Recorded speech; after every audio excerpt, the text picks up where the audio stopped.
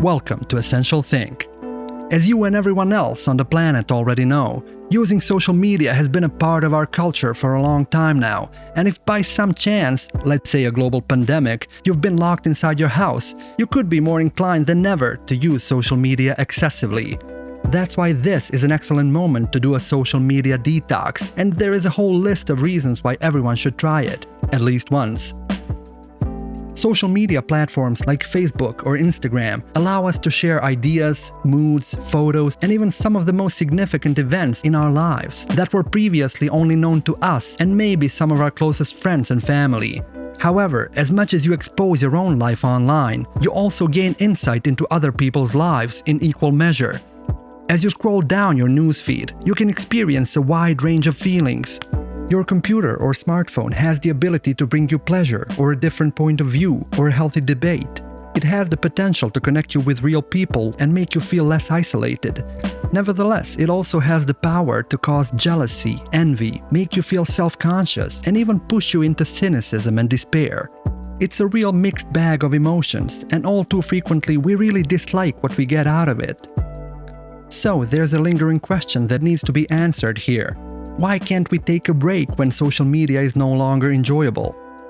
Social media feeds can become a serious enemy to our mental health if we don't digest its content properly and carefully. So, before we get into explaining how you can successfully complete your social media detox, let's take a closer look at the reasons why you should decide to do it. Here are some of the most damaging effects of social media. Number 1. Depression. In today's world, the use of social media is one of the major causes of depression and isolation.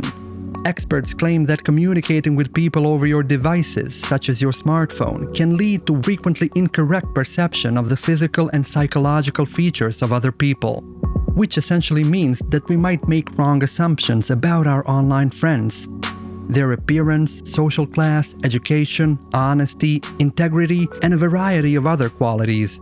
Not to mention that personal presentation and promoting yourself is the major principle on which social networks operate, which encourages and frequently leads to narcissism. Now, various scientific studies have shown a link between narcissism and depression, because narcissistic sensitivity can lead to frequent negative emotions, which then intensify the symptoms of depression. Basically, if you're already dealing with depression, social media might intensify your condition. And even if you don't suffer from depression on a regular basis, you may establish a narcissistic mentality, which can affect your mental health. Number 2. Warped sense of reality. Too much social media activity might seriously distort your perspective of reality. If you're dealing with poor self-esteem, you may fall into the trap of constantly comparing yourself to others. Social media can stimulate this social comparison, giving you the sense that someone else's life is so much better and much more significant than yours. And this is exactly where the problem lies. A tendency to compare yourself to others will ramp up your use of social media because you want to discover more information about other people. To put it simply, it is a never-ending loop where social media lowers our self-esteem, but at the same time we feel the need to spend more time online because our self-esteem is low.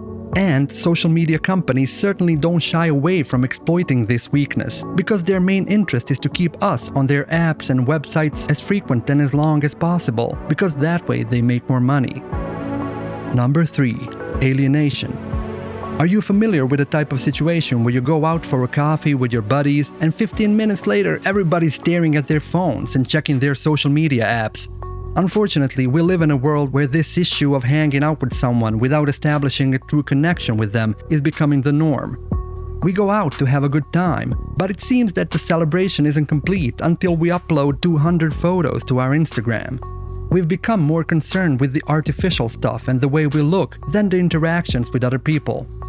Relying too much on our smartphones and other digital gadgets has deeply affected our communication skills, leaving people unable to participate in intelligent discussions because such abilities are being traded for permanent access to social media, leading to low attention spans and a reduced capacity to absorb information. And if all these consequences are not enough for you, let me just add that reckless social media use can cause serious sleep disorders, misinformation about what's going on around you, and even addiction to your favorite social media apps.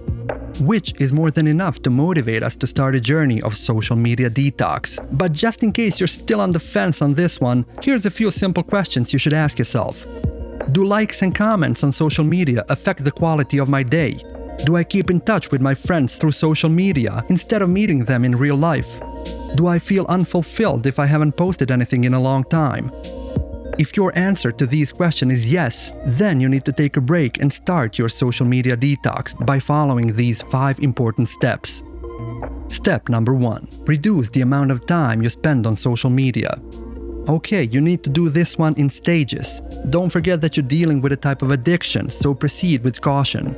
For example, if the time you spend on social media amounts to the average of, let's say, 4 hours a day, in the first week, try to reduce it to 3.5 hours, then to 3 hours in the second week, and so forth. Reducing your social media use by half an hour every week might seem like baby steps, but this is a marathon, not a sprint, and you want it to be effective in the end. Of course, you don't have to quit using social media altogether, because that can seem like an overwhelming task in the world we live in. But simply cut down the amount of time you spend on social media apps and see if that improves the quality of your life. Step number 2. Remove your social media apps.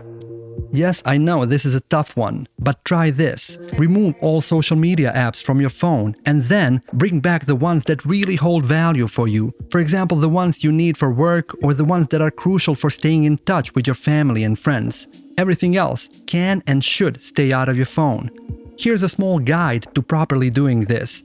Only bring back an app into your phone and into your life if the app is offering something you truly care about. If you're uncertain about the benefits and they seem ambiguous, then keep it away. It's the most effective technology to communicate. If not, you can replace it with a better one. It serves a specific purpose in your life and you can limit its use. For example, in case you use an app for work or to sell your merchandise, but otherwise don't need to use it at home. Okay, this filtering strategy for your apps can certainly help you prioritize your time and health over social media use.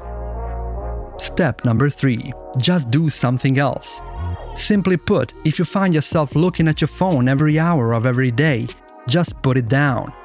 Do some exercises, meditate, play with your cat, read a book, watch a movie, call a friend, check on your grandma. Just do something to distract your attention. If you have a passion for something or a hobby you enjoy doing, try to concentrate on that and spend some time in the real world around you. And if you wish to stay at home, try to read something that is of higher quality than another tweet from your favorite celebrity. Reading long-form quality content will improve your attention span and add some value to the information you absorb. Step number 4. Learn to spend time with yourself. By this, I don't mean learn to spend time with yourself and your phone. Phone needs to stay out of this equation. Our natural reflex when we're bored and don't have anything to do is to check our phone. At this point, it's become almost a part of our nature. However, you should try a new strategy next time you feel the urge to look at your phone. Instead of staring at your phone and checking your notifications, take a look around you and check what's happening or who are the people passing by. Examine the things you see or fantasize for a moment. I know, at first this might seem silly or pointless to you, but it's actually a method that will offer you more control over your own thoughts and decisions, while also reducing the amount of time you waste on social media. And step number 5. Keep an eye on the positive results. At first, when you make the decision to seriously cut down on social media apps, the transition may feel sudden, leaving you feeling bored and empty. That's normal because all of this noisy, busy influx of visual information has been replaced by tranquility. The sensory overload has been reduced and your brain needs to adapt to the new situation. And this is a key point in your social media detox journey. You must recognize the positive side of your actions, which is the fact that you have acquired a little bit of autonomy. You have created some space and time for yourself, by yourself, and the fact that you are the only one responsible for this can be truly empowering. As long as you stay aware of the progress you're making and the new sense of freedom it provides you with, your motivation will remain strong and your mind will continue to benefit. Alright, hopefully these simple but effective methods can guide you to your own social media detox and offer some clarity. Giving up on social media entirely is a viable option for some of you, while others might be satisfied with only filtering out the unnecessary fluff from your phone. Whatever your story may be, remember that it's up to you to make these decisions and not allow social media to control your life.